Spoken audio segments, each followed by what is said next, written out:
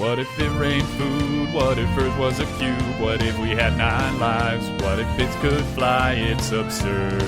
If money grew on trees, if we didn't have knees, if we walked through life slightly magnetical, it's absurd. Absurd Hypotheticals. Hello everybody and welcome to Absurd Hypotheticals, the show we overthink dumb questions so you don't have to. I'm your host Marcus Lehner, and I'm joined here today by Chris Yee and Ben Storms. Say hi, guys. Hey, I'm Chris. Hey, I'm Ben. What you guys don't know is that I am looking to cash in on probably the best investment of my life, like hundreds of % of return on this particular one. And this investment I made when I was probably like 12, and it was an investment in the Lego set Cloud City. Oh my god. Which, unbeknownst to me at the time, apparently is now a pretty rare Lego set. Why, do you have like an unopened box? You must have opened Not the it. So it's not the unopened box, it's the minifigures. So right now, I'm holding in my hand, with, full cape and all, one Lando Calrissian. I like Lando. Who goes for eBay from anywhere between $85 and $150. Wow, wait, that's shocking. And he's not even the most expensive one from this set that I have, because the Boba Fett in this one goes from $200 to $300 for just the minifigure. And not even like, oh, it's in like, well, you can't have it in a plastic sealed case. It just exists out in the open. Yeah, it's probably not. It's just like average condition, probably. And like, I'm going to look for them too, but I have like, there's going to be like, the other ones in there too, like Luke and Leia. Like, there's a bunch of dudes in this one, and they're all like $70 plus, and there's like 8 minifigures in this set. Wow. Are you actually going to sell, like, is this on eBay? Did you say it's on eBay? So these are the other ones on eBay that I'm seeing. Oh, okay. But yeah, you can sell them on eBay for this amount, and there's like a bunch listed at this price, so you can sell it for this I've never amount. sold anything on eBay before. It tells you the price before you, or the value You just look at before the you sell it. listings. You just like find the same thing and look at the listings. I have not actually ever done it, Ben. I might have you help me. Yeah, I mean it's not hard. I can walk you through it. Can you be my like Lego pawn shop? Yeah, I'll be your eBay guru. So that'll be your like buy now price, and then you'll let them bid. Usually you choose whatever. one or two. eBay's weird. The whole thing. The great thing about it is too is that I can just take all this money that I get from these Legos and buy more Legos, and then in 20 years they're gonna be worth that much more again. It's like infinite money. That's not. You'll use that money to buy one small set. Well, the thing about Legos is that they're made out of plastic, so they will last forever. This is an investment that never goes bad. I mean, it can go bad. How would it ever go bad, Ben? It's not gonna deteriorate. It's just gonna be the same sexy Lando Calrissian. So you're gonna buy another Star Wars set? Well, yeah, of course. I'm gonna have to buy another Star Wars set. Yeah, because the value is in the property, probably, Yeah. that you get. So you have to predict which property is going to be popular in another decade. Well, I think the value of this one happened to be that they printed a bunch of like key Star Wars characters in this one set, and then didn't print them like anywhere else. How is there not another Lando Lego Yeah. back when Solo came out? That seems like there have been more Landos since. So this isn't the only existing Lando Calrissian. Okay. Nor is it the only existing Boba Fett. But for the long time, it was the only one, and it's a unique printing, which apparently people get all jiffy for up in of course they do. in eBay. Especially because the Boba Fett not only is better than the newer Boba Fetts, because he has printed decals on his arms and leg pieces that are extra compared to the other ones. I see. By the way, every time you say Boba Fett, it takes all of my effort to not say Boba Fett, like Han Solo does in Return of the Jedi, because I'm a huge nerd. Boba Fett. But what the fuck is he doing here? Boba Fett. Which actually, what is he doing there, like on Tatooine? Like visiting Jabba, I guess. He's just hanging out, yeah. That's a discussion for a different show. That's somehow even nerdier than Well, ours. okay, actually, no, okay. Hold on. It kind of, so he was the one who took Solo there. So I assume he got his money and it's just hanging out and partying. Like that tracks. That does track, actually. Yeah, that tracks way fair. more than just. Well, they're both scoundrels. Right. No, that one actually checks out. All right. Well, you put me in my Star Wars fandom place. But flip side, I have a $130 Lando Calrissian in my hand, and you don't. That's true. Don't lose it. Well, it managed to exist in my attic for 8 years and then reappear, so I think I'm good. He wasn't worried about losing it until just when you said that. Yeah. You could hear it in his voice. That pause was him looking in his hand and realizing he wasn't holding it anymore. Oh, God. It's okay. Oh, I God. put it on the shelf. Safe. That's safe. Yeah. The bigger risk is when I get my Lego D&D campaign started and people are like, "Ooh, cool, let me look through your stuff," and then they steal his cape, and he's worth nothing without the cape. Well, you have a cat, so you gotta make sure your cat doesn't get to it. That's true. Cat's not gonna eat it. Cats will eat anything. Don't put it That's past them. dogs. You're thinking dogs. No, cats will eat a lot of things. Really? My cat eats fucking nothing except his cat food. Maybe your cat's broken. I don't know. Anyhow, we're here to answer questions. And first question on the docket is, well, the only question on the docket is, what if all lead turned into gold? Like the guy with the finger, Midas, the Midas touch. Not really the Midas touch. That was everything, but close enough. More like alchemy is kind of what I would have gone with. But yeah, I guess Midas when he's touching lead things. I mean, yeah, it still works. But anyway, I decided to look at the economic ramifications of this because I'm a huge nerd. So we are going to talk a little bit about economic theory here. So I'm sorry, but hopefully it's kind of interesting. That sounds We'll fun. I know. Well, no. So real talk. I actually took a lot of information here from this paper called "The Golden Dilemma," which is a 2013 paper by Claude Erb and Campbell Harvey for the National Bureau of Economic Research. Which is really just it's really what that sounds like a comedy crew. It really Cobb, does. Earl and yeah. And basically, it was just a paper on like a lot of the traditional ideas of like the economics of gold and debunking a lot of them, which was kind of fun. And it was like 50 pages long, and I wound up reading like probably 30 or so of it, which I was really surprised about. It kind of just happened. I don't know. It was weirdly like part of it is that a lot of the paper was just them like trashing a lot of accepted theories on gold, which was kind of fun to read. But I don't know. It was weirdly interesting. And so a lot of my stuff is just from that paper, but if not, I used like sources they use as a jumping off point. So I guess thanks to Claude Erb and Campbell Harvey on this. So I guess to start, how much gold is there now and what is it worth? So there's an organization called the World Gold Council, which is basically a like global gold lobbyist effectively. They just like try to like develop the market for gold. That's what they do. And according to them, at the end of 2017, there were 190,040 metric tons of gold that have been mined, like overall in history. And gold can't really be destroyed, really. So all that gold is still around.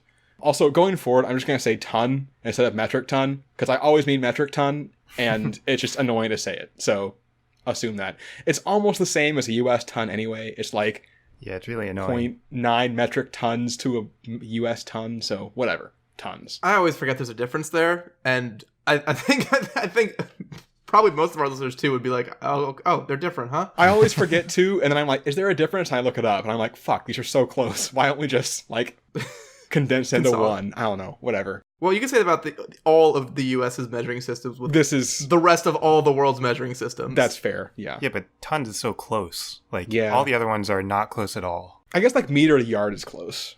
And those are, but I guess even yard, we don't really use like all that. I don't know. Right. It's not like the standard we use. We use feet. Exactly. Anyway, 190,000 metric tons. I did it again. Tons of gold. As a fun visual aid, they point out that if you take all that gold and make it into one big cube, it would only be 21.4 meters, which is 70.2 feet per side, which actually isn't that big. That's like a little bit longer than a bowling lane. A bowling lane is like 63 feet. It's basically like a house on a plot, like a suburban house. Yeah. Just replace one house somewhere in a suburb with one gold cube, and that's all the cube. So all the gold that's mined, or that's all the gold that is mined exists. That is mined. Yeah. As of the end of 2017. So next question is, where is all this gold? So, like, 48% of it is jewelry, like 90,000 tons, which is a lot. That's actually more than I expected. Which, I mean, I guess we've been using gold to make jewelry for a long time, so it kind of makes sense, but that's still a lot of jewelry. Yeah, you would think it'd be like some other application that we hadn't thought of. Yeah, but no, it's just jewelry. That's like almost half of gold is jewelry. Like 21% is private investment, so mostly like banks and stuff. 17-ish% is what they call it official sector, which is like government's gold reserves. And then 14% is just other, which is like 26,000 tons of gold. What the fuck is all this gold? Where? That's a lot of gold, guys. Like, what else? Like, there's like some in electronics I know, and like But like that can't make up 26,000 tons is a lot of gold. I feel like you should have some more categories aside from just other there. Anyway, I know where some of it is. Maybe not 26,000 tons, but I know where some of it is. Okay. So that's kind of the general breakdown, though. A lot of jewelry, decent amount of investment, and then some other shit we don't know about. Whatever. They did also estimate the amount of gold still available to be mined, to sort of follow up your question earlier, Chris. At the time, they estimated about 54,000 tons of gold still available. I actually cross-referenced this with the United States Geological Survey's National Minerals Information Center report on gold, which had the same number, so feel pretty safe in that. So overall, above ground and below ground, we have roughly 244,000 tons of gold on planet Earth. The current price of gold, as of today, is just over $1,500 per ounce. So the mined gold in the world is worth about $10 trillion US, including what hasn't been mined yet, about $13 trillion US of gold. So a lot of gold, worth a lot. But how do we actually track the effect that things have on the price of gold? So it's actually kind of complicated because of the nature of gold as why people use it. Because it's mostly a luxury thing, right? It's either people buying it as an investment. It doesn't usually have a practical value. Exactly. So there actually is a theory, an economic theory called price elasticity, which is the idea that the price of something is affected by the demand, or as the price of something increases or decreases, the demand of something will be affected. So an example from that paper I mentioned earlier, The Gold Dilemma, jewelry has a negative price elasticity. So if the price of gold goes up, the demand for jewelry goes down. This makes sense because the jewelry is more expensive. That makes sense. They said it was about 5 to 10% decrease from a 10% increase in gold price, which makes sense. Interestingly, investment actually has a positive elasticity. So as the price goes up, people want to invest in gold more. That's which interesting. It tracked pretty much 1-to-1. A 10% increase in price of gold leads to a 9.8% increase in investment demand for gold, which I thought was kind of interesting. It makes sense when you think about it. I was trying to think of, because you mentioned negative, I was trying to think of an example of positive. I can think of one, but that's interesting. Yeah, it makes sense. People want to invest in things that they think are gaining value. So if the price goes up, they're like, oh. I think it's true, but wouldn't there just be a continuously increasing demand of investing then for gold? If it just keeps going? So interestingly, one of the things to talk about in this paper is that the price for gold has actually been increasing pretty sharply, compared to historical value of gold over the last couple hundred years in a way that outstrips inflation or anything. There's no it really is just sort of this feedback loop of people invest in gold, so gold is worth more. Also, quick aside before I continue down that road, technology actually had basically no price elasticity. So, regardless of the cost of gold, it had pretty much the same demand for technology, which I thought was cool. That, we apparently just use gold for what it's useful for in tech and nothing else. There's no, we're not replacing it because it gets expensive or anything, ever. There's only so many solid gold iPhones you can make before someone's well, maybe this is kind of heavy and bad. This is true, yeah. So, when I was trying to figure out how to see how the price would be affected, it was really hard to find an example of a commodity increasing all at once that had a big impact on a price, because it just doesn't really happen to this extent. But what we can sort of use to approximate it is a stock split. So in investing, if a company wants to basically reduce their share price without decreasing their value, they just split the stocks. So they'll just say, hey, for every stock of ours you have 2 now, and they're worth half as much. It's a thing. It makes sense in context, just roll with it. So we're going to do that same sort of idea where we'll take the increase in amount of lead or amount of gold from changing lead to gold and then see what that would do to the price. So now we have to know how much lead there is. So there is an equivalent to the World Gold Council. It's called the International Lead and Zinc Study Group. The website is bad and all the info is behind a paywall. So fuck them. It does not sound as cool. It is not anywhere near as cool. Yeah, it's the Lead Study Group versus the Gold Council. Right. You can just tell. You can ooze his fanciness, that Gold Council. It completely tracks what we think about, gold and lead, too. Of course. And lead doesn't even get its own. It's lead and zinc. Lead doesn't deserve its own group. Come on. So the website sucks and didn't have the information without me having, make an account or anything. So I just went back to the U.S. Geological Survey. Now, you said paywall, and now you said make an account. So which one is it, then? How lowly committed are you to this? It asked for a username and password, and it implied from the page I looked at that there would be a membership with some sort of fee. But I didn't go down that road because I just didn't want to go down that road. I didn't care that You don't want much. to start getting spam emails from the lead and zinc study group. Well, I don't. No, that's true. Anyway, from the U.S. Geological Survey, that National Minerals Information Center, I went back there and found their report on lead, and there were fewer hard numbers, but they did say that the world lead resources total more than 1.81 billion tons. So if you remember, we said that there were 244,000 tons of gold. And if you add 1.81 billion to 244,000, you get about 1.81 billion. That's a good math right there. I did the math, but the increase is like 740,000%. It's absurd. And using like that stocks playing logic where we're going to split the price by how much it's, the number of shares is increased by, it takes the price of gold from about $1,500 per ounce to about 21 cents per ounce, which interestingly is actually still worth more than lead currently is, because lead is about 6 cents per ounce, which I thought was cool. So you would actually gain value from having lead turn to gold. Your lead investments. Yeah, assuming it worked like a stock split, which I don't think it actually would, but under that logic, yes, it would. Yeah, lead investment's great, but the stock, it's so hard to move. It really is. That was a Because it's so joke. heavy, get that it? was the joke, yeah. So sort of my last question was, does any country still back their currency with gold? Because, a lot of countries had a gold standard at one point where they had to back some portion of their money with gold just to actually back up the value of the money. Really, no one does anymore. The last to really do it was Switzerland, but they stopped in May of 2000. Up to that point, they needed 40% of the Swiss franc backed by gold.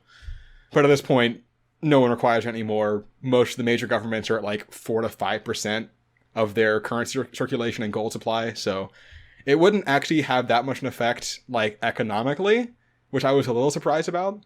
The one thing I did see, so as of 2012, Lebanon had roughly 50% of their country's money supply in gold, and also crippling debt, but it doesn't matter. But I really, really tried to see if this was still true. I actually went to the Banque de Liban, which is the Lebanese National Bank, their website, and they do have balance sheets and stuff you can access. And I actually was going through them and trying to figure out if it was still true, and I couldn't because I'm not a fucking accountant or anything. But This sounds like this question is the most research you've ever done on any question. there were a lot of spreadsheets, and I kind of fucking love spreadsheets. I'm sorry, I'm a huge nerd. I mentioned this at the start. You also, this also becoming a tagline, because I think you mention it every other time you preface your answer with, so I looked into blank because I'm a huge nerd, and then you start your answer. I don't know if it's clear, but I'm a huge nerd. I fucking love spreadsheets. If you give me a problem where I can look at spreadsheets, I will just go nuts. I don't know why. There's something wrong with me. Anyway, overall point here, I guess, is that world economy, surprisingly pretty fine. Gold would obviously be a lot less valuable. I'm actually not sure. I actually was sort of just theory crafting, trying to figure out what it would actually be worth. And I think it would basically just, the price of gold would be based on the non-jewelry uses. It wouldn't be used for investment anymore, obviously, because there's just too much of it. So it'd really just be tech and whatnot uses. So it would probably be roughly the same price as lead or another mineral like that, because it's kind of just the same as one of them now. I don't know. I don't know if we'd still want gold jewelry. I guess we probably would, but it would be cheaper. I don't know. I mean, it'll be worth its weight in gold. This is, lots of things would be, actually. Many more things than currently are would be worth their weight in gold, because gold would be fucking dirt cheap. And what they're made of. Yeah, right. And also what they're made of, because there would just be more gold than iron in the world. I don't know if it's actually true or not. It's probably not. But anyway, be a lot of gold. And weirdly few effects from that. So that's cool. Anyway, that's pretty much what I had. Chris, what'd you do?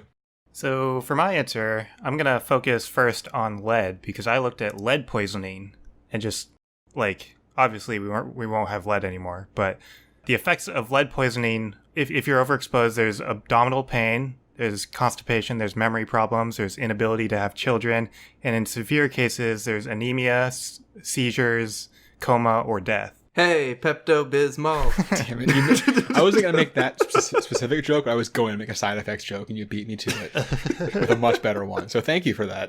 One hell of a Pepto-Bismol. Yeah, so those are symptoms. And the CDC actually, they set a safe upper limit for the amount of lead in your blood. It's 10 micrograms of lead per deciliter of blood, which is like a very small amount. So just like any amount of lead is basically bad for you. And over 400,000 deaths are due to lead poisoning per year. So Jesus. yeah, it's a lot. Wait, how do you get that much lead poisoning? So yeah, we'll get to that. So obviously in more recent years we've become more aware of lead poisoning and its hazards, but concerns didn't really start up until like around the 1970s. So some causes of lead poisoning, or some sources, I guess, of lead poisoning are lead-based paints. So older paints, they used a lot of lead because it gave the paint a lot of color. I think specifically yellow and white paints had a lot of lead in them. And it's actually speculated that artists like Van Gogh, they used a lot of those colors, and they used them kind of like not responsibly. I guess. Well, they didn't know about lead poisoning, but they suspect that he had lead poisoning. I really dislike the colors you picked because I'm looking around now in my medium old building at my off yellow walls and off white ceiling. I mean, that's like a lot of houses are Yeah. white and yellow, which that brings me to my next point, that a lot of houses have lead paint in them. So if you have a house that's older than 1978, it most likely has lead paint, just because that was like the standard back then. And then in 1978, they created like a federal ban in consumer use of lead paint. But not a commercial ban? Nah, I don't know. It seems like nobody needs lead paint once we find out it's bad for. There's plenty of fucking paint around, guys. Painted other things. Yeah, I'm not sure. I don't know why they specifically use the word consumer use, but they did. So I don't know. So the actually having like lead paint on your wall isn't actually that bad. It's when the paint deteriorates, then it starts to like flake and dust and it gets into the air, and that's when you breathe it in, and that's when it's bad. So what they suggest is that instead of removing it, because in order to remove it you have to like sand it down and torch it, and that just like puts more dust into the air, they suggest that you paint over it with just like better paint and seal it in so it doesn't get into the air. See, that seems like an irresponsible solution to me. It's like, fine. oh, we're just going to make it the next guy's problem. We're just going to paint over this in a nice, like, nice lavender, and then, 20 years down the line when the next person paints this wall and tries to strip the paint, they can deal with the problems. I mean, they did say you can remove it, but you just have to take special precautions. You can't just do it willy-nilly.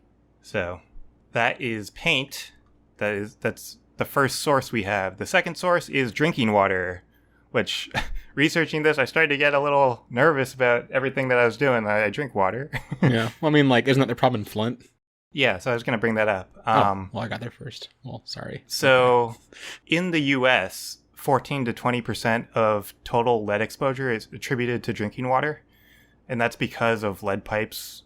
So, the pH of drinking water fluctuates a little bit depending on how it's treated, and if it's more acidic, then it can corrode the pipes, and then if it's lead pipes, then the lead gets into the water and you drink it. So, in Flint's case, in Flint, Michigan, in 2014, they changed their water source from Lake Huron and the Detroit River to Flint River. And they did this because it was cheaper. It was just a cheaper source of water. But what happened was that they ended up having bad treatment for the water, and it ended up corroding the pipes. And over 100,000 people were exposed to lead poisoning. That's a good number. Yeah. That's a big old number, huh? It's a lot of people. And they didn't actually declare state of emergency until 2016, so there's 2 years there where people were just kind of using it. Have they fixed it yet? No. So they're in the process of it. They haven't completely fixed it. Because it's 2019 now, Yeah, and it's almost 2020. So the article I read, they actually said that they're in the process of replacing a lot of the lead pipes with copper pipes, but it wasn't estimated to finish until 2019. And that article was from a few years ago. I don't know the status of it now. So they might be done. They're probably we just not. Suck at helping people sometimes. Yeah. So that is water. And then some other sources are soil, I guess, if like runoff from water gets into soil, food, if you're growing food from soil, and actually gun ranges, because ammunition for guns a lot of it's made from lead. And if you're firing guns, then parts of the ammunition will get into the air and you can breathe it. And they say that if you're in a gun range for a long period of time, you can get like significant lead poisoning. Oh, wow. I didn't think about that. Yeah. And then one of the main sources of lead poisoning that I found that isn't really an issue anymore is leaded gas. So we used to use leaded gas for all of our cars.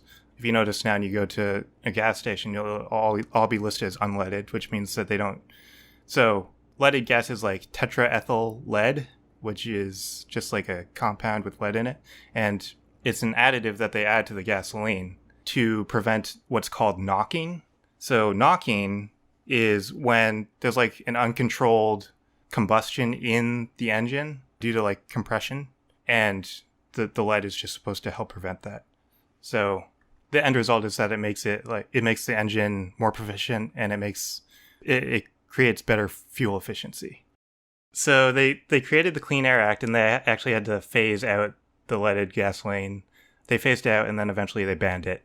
And it's still actually not completely banned. It's still used in aviation gasoline, in some aviation gasoline, not all, and in some developing countries. So it's still sort of out there. And then neurologists actually believe that when they banned it, there was like a global rise in IQ by like several points. Wow. And that another study showed that like crime rates actually went down by 56% due to the ban.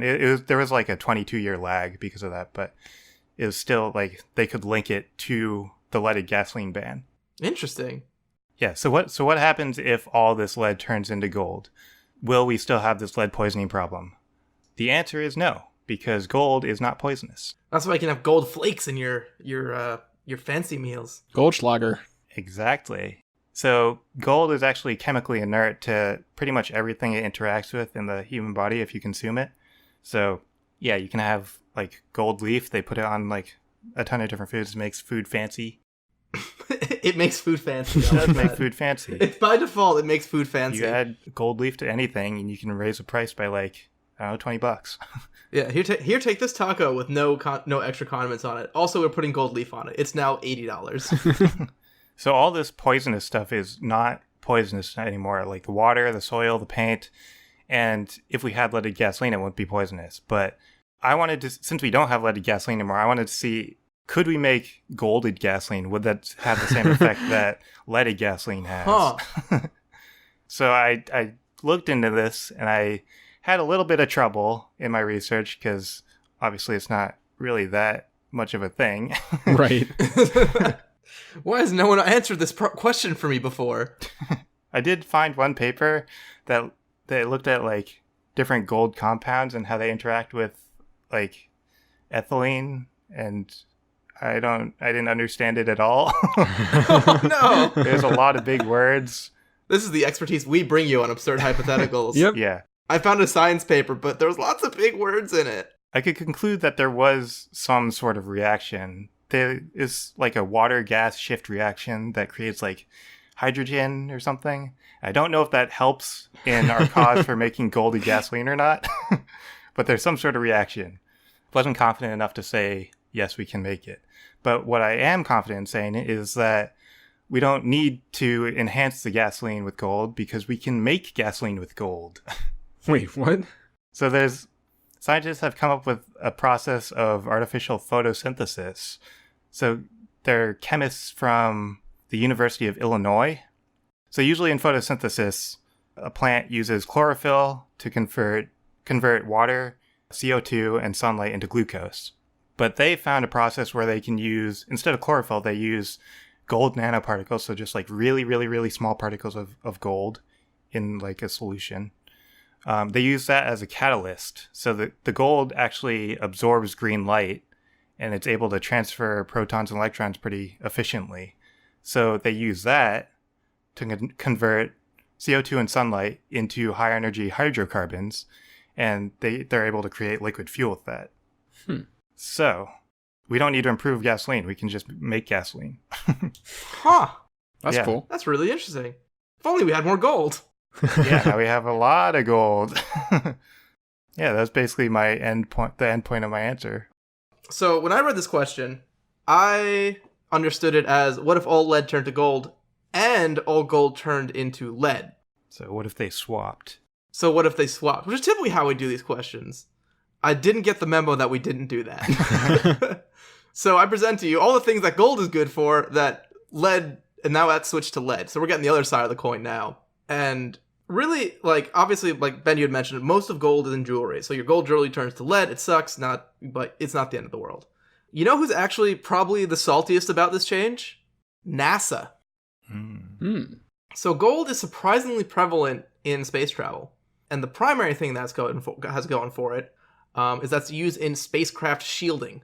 So space is full of really intense radiation from the sun, which here on Earth we don't feel because all that radiation is blocked by our magnetosphere and our atmosphere, makes it all a manageable level by the time it finally gets to us.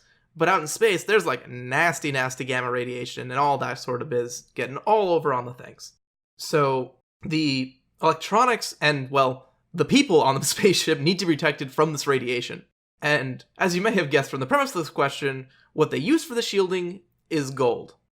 And now it's lead.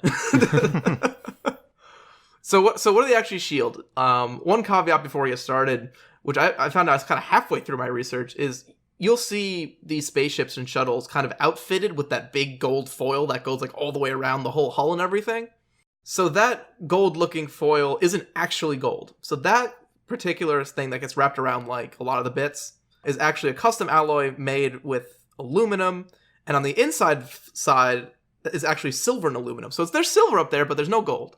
That said, for like smaller things, like the electronics, those are coated in actually just pure gold. So as far as radiation protection goes, we're not in terrible shape. So lead is actually a pretty good blocker of radiation. Yeah, that's what I was going to say. Mostly because it's so damn dense. Actually, anything that's like just reasonably dense, like a big hill or like a pool of water, is actually quite good at reducing radiation. So like, I know in previous episodes we've covered like nuclear fuel pools. You can swim in one at the surface and be fine, and like the 10 feet of water between you and like a nuclear fuel cell is enough to keep you like in good shape. So the radiation coming from space will not be hitting these electronics, which is great. But it doesn't quite mean we're good, though. NASA didn't pick gold because, it's so nice and cheap. Especially with all their, all the not money that they have. Right. So, because gold is a good bit denser and is structured differently than lead, the difference in how gold and lead reflect radiation is that, this is how they block radiation, is that gold reflects it while lead absorbs it. So in both cases, your electronic behind the coating is going to be okay. But in the case of lead, it gets absorbed, and what happens is that lead then heats up a little bit with that radiation. And with the levels of radiation in space, it's hard to get a number because it's not as clean as like this much energy in the radiation heats up this much, because it's kind of wavelength based. And I didn't have good numbers on the structures of the wavelengths versus the structure of the lead and what actually heats it up more, and ratios of all that nature. But I can say that it would heat up enough to destroy the sensitive electronics that are behind it. So space electronics, not in good shape. Another thing in space where they actually use the real gold is space helmets. So if you ever see those pictures where they have the visor down and it's got like that shimmery, glossy gold, facing, that's actually gold. That's made of gold? Wow. So it's gold. You can mix gold with glass, and so that's actually like a gold compound in there. And they use gold because while gold is very good at reflecting the wavelengths of radiation, from ultraviolet and up to gamma radiation, it's actually pretty good at letting less visible light through. So you can actually see out of this, out of the space helmet, which is a good feature, and it blocks all the nasty stuff that's actually going to hurt your eyes. That's cool. So you're saying I should pick up some gold sunglasses? If you could get them, they would be great. You will look fly as fuck. Yeah. Yeah, they would actually be super. I'm gonna Google if you can get gold I sunglasses. can guarantee you can get gold. Well, you can't just Google gold sunglasses because those would be gold colored sunglasses. But Yeah, Gold sunglasses. I can guarantee someone will make gold sunglasses. definitely a thing. What if I put the word space in? Gold sunglasses, space. Gold space sunglasses. Gold space, word space, sunglasses. Boom. Nailed it. Nothing immediately obvious, unfortunately. If you're rich enough, they'll make it for you. Yeah, if you're rich enough, they'll make it for you. So yeah, so you'd have the helmets with that. If you switch it with lead, not only will you have the problem that, like with the electronics, where the lead will now, heat up when it gets hit by radiation instead of reflecting it nicely, you're also not going to be able to see super well because it'll be kind of dark in your space helmet, which kind of defeats the whole purpose of the thing. Going on to the next thing in space that uses gold. So all those electronics that we're bothering to protect, right? Turns out a lot of those electronics are made of gold anyway. So gold is used a lot because it's a very stable metal and it's also a good conductor. So actually, pure lead is almost as good a conductor as gold is. Oh. So everything will be fine. In fact, yeah. So basically, you're generally good. Like, in fact, the connectors for car batteries are typically made out of lead. The issue is that lead is not as stable as a metal as gold is. So what lead is going to do is going to deteriorate, it's going to corrode, and it's just not going to last, which is kind of a problem for spaceships. They kind of need their stuff to work for, extended periods in case, you need to send another spaceship up to fix the first spaceship. So kind of a problem in space. There's a similar problem down on Earth because just about every important connection in a laptop is made of gold. Like the key connections between the motherboard and the memory and all the pins and things are made out of gold because it's so nice and stable. If it's not, maybe it'll work for some amount of time, but suddenly everyone's computer is going to start breaking, which is something I did not go into. Can we, sort of on a related note, quick aside, have you seen, at Best Buy, when they have the HDMI cables, where there's the regular ass $15 HDMI cable, and then the crazy gold plated ones that cost $80? Yep. Oh yeah. There is zero difference in those. Don't ever buy those. They're a complete waste of money. Well, there's a difference. One has gold in it. This is true. One also costs $65 more. Yeah, no, the picture's not going to be any better. In fact, I think it was the conductivity between lead and gold. It was lead was the resistance was 22 unit Ohms. No, it was thousands or hundreds of ohms, thousands or millions or fractions of a million of ohms. Well, it sounds like the gold one will just last longer than the normal one, right? I'm going to tell you, the connection on your HDMI cable is not what's going to make your HDMI cable stop working. Yeah. Anyway, the number was 22 versus 22.4 in whatever unit it happened to be. Some kind of ohm. Yeah. It was a 3% difference, nothing. Yeah. That sounds about right. In conductivity. So it would not matter what your cable is made out of. And your electronics would still work generally about the same. But I do have one last thing in space that also uses gold. And this one, even for a slightly different reason, is telescopes. So what it is gold is...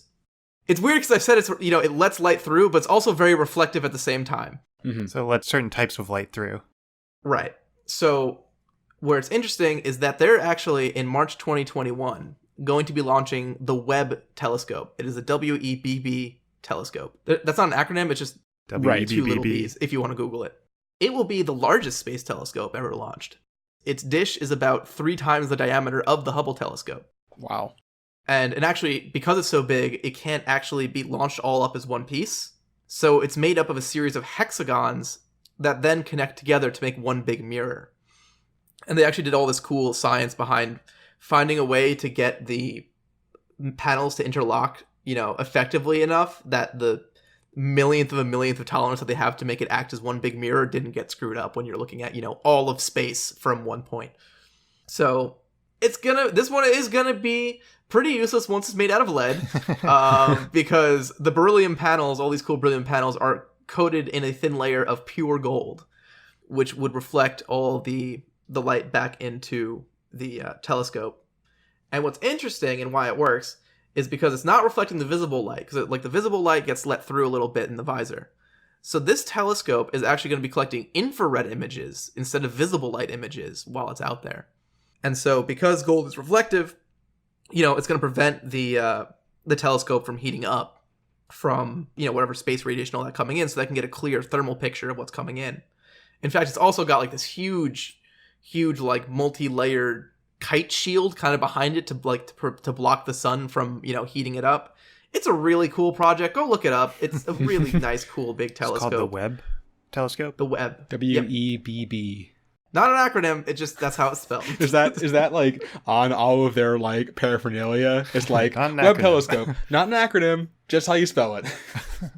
It's on all the signs. Yeah, it doesn't sound for like world entering big boy or anything. Sorry, world exiting big boy telescope. There you go. So space breaks a little bit.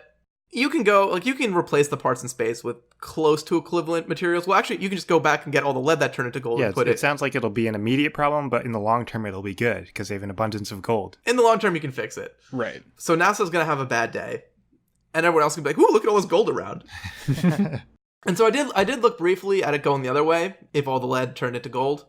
And nothing jumped out at me too much because a lot of things that, lead is used for, gold actually just does a better job because it's denser and heavier, and that's usually what you want lead for. And it's not poisonous. But I'll end it with one particular thing that struck out at me. There's a reasonable chance that, like, the morning of all this gold disappearing, you won't know, like, all the electronics will still work. You won't notice anything amiss until you go to your weight rack. And since gold is 70% denser than lead, when you pick up those weights, you're going to feel really, really weak for a second. So it's the one thing, I don't know if you looked into it or not, because I did see this when I was looking up how much lead there was in the world. Would car batteries still work? Do you know? So I'm not sure what lead is used for in car batteries, whether it's used to be conductive or to be just heavy or to be using as a stored like if it's part of the stored battery. I'm pretty sure it's the stored battery because the number I saw was that like something like 80% of the lead that's used in the US is in car batteries or something absurd like that. There's a F ton of cars in the US, but yeah. Generally gold just does everything that lead does, but is better. Fair enough. It's like it's also conductive. It's less corrosive. Yeah, it's less corrosive. It's also heavy. The only thing is lead alloys are non-conductive. So if it's a battery encased in a lead box to be insulating, then your car is very much going to explode because gold is very conductive. So either it works great and your car just loses a little bit of gas mileage because it's heavier, or it violently explodes. So pretty much the same impact either way, you know? Yeah, but this or that, basically the same. Yeah. And I think with that, we can move on to our Would You Rather question. All right, time for the Would You Rather. Ben, I'm going to start with you. Okay.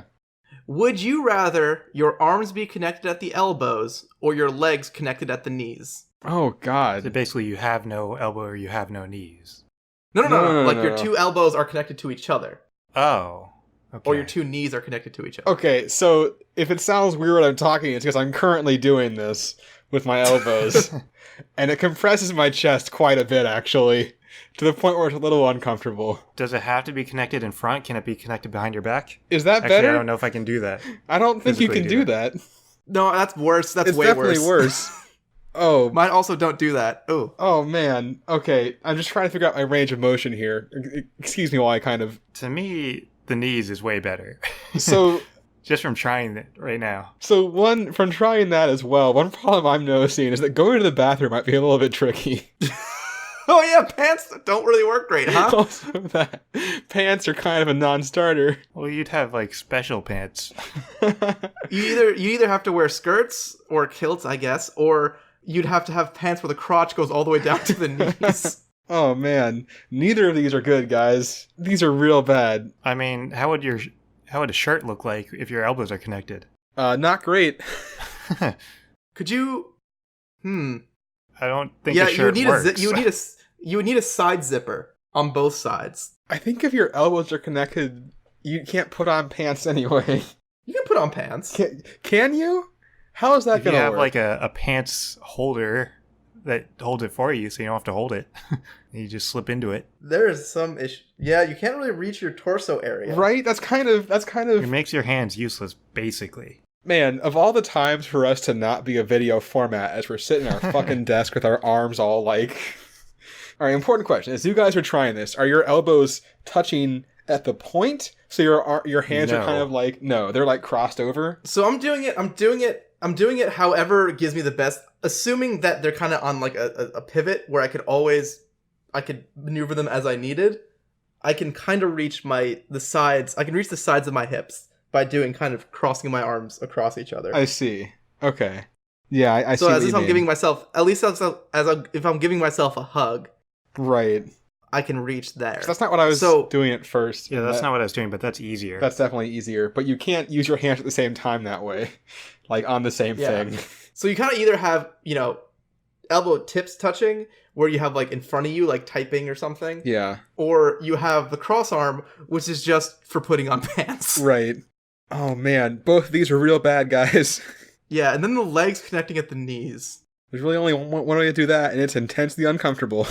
Just walking around. The problem is, so I guess it's basically like, would you rather have less mobility with your hands or not like be able to walk anywhere? You can kind of walk. I'm currently standing with my knees touching in front of my microphone, sort of walking in place with my knees not. It kind of works. It's not great. I'm not gonna lie. Ben, do a quick lap and come back and see how, like, try and go as fast as you can. Marcus, my headphone cable is not that long. Remove your headphone. We'll wait. Okay, Remove your headphone hold on. cable. I'll be right back. Go take a quick lap. Oh God.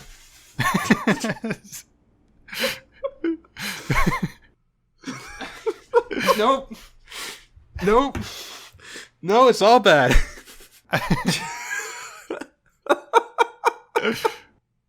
All right, Ben, has that swayed your decision? Oh, I think it has to be knees, though. It's so bad, but it's the best option.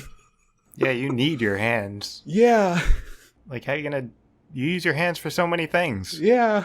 Well, I use my legs for getting everywhere. You can You still don't do that. It have just to. sucks. You can still get... Yeah, you can still get other places without using your legs if you have to. I guess that's the one. I guess it's legs. It has to be It's legs. It's just too bad. It's just terrible. It's just too bad. Both of these are so bad. I hate you for coming up with this. But it's knees. I'm sure I'll run out of ideas soon, and we can go back to the book, which is pretty big talk considering this is the first one I made up in a while. I haven't stolen from our 3,000 Would You Rather questions book. Yeah, we ditched that pretty quickly. It's still around. So we all agree. Yeah. Knees. Yeah, it's gonna be the knees. And if you disagree with us, drop us a line on our Facebook page. Go to www.facebook.com/absurdhypotheticals. Well, that's PALS pals, and you can come hang out with us. We post fun things, like Ben will often post snippets from our behind-the-scenes kind of group chat where we plan and make even worse jokes than we would on on air. What was the last one we posted? Let me find out. Let's find out. It was the Sneak preview of goodies. when you I think it was when you asked about it was chicken nuggets one, right? And my immediate reaction was, "Oh God, let me check my notes."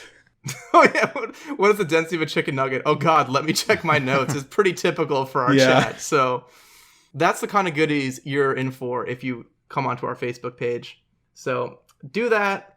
We technically got a Twitter if Ben updated it ever, so you can check that out. Oh, Maybe I if should we have do some that followers, sometime. we'll actually start some posting. Yeah, someone tweet at me and tell me to do something with the Twitter, and I'll do something with the Twitter. At you personally or at our Me- Twitter? Oh, I guess either, but I meant our Twitter. And that Twitter handle is @absurdhype. That's HYPE hype at the end. So add us. Is that the Twitter? Yeah, way of you're saying it? twittering correctly. That's right. Hell yeah! I'm the only like regular tweeter of the group, so. All right, I'm gonna quit while I'm ahead on internet terminology, and that'll just leave us for next week. When we answer the following question: what if you had octopus arms? Something about the way you said that was Yeah, wonderful. that's a weird way you said that. Don't change it. It was great.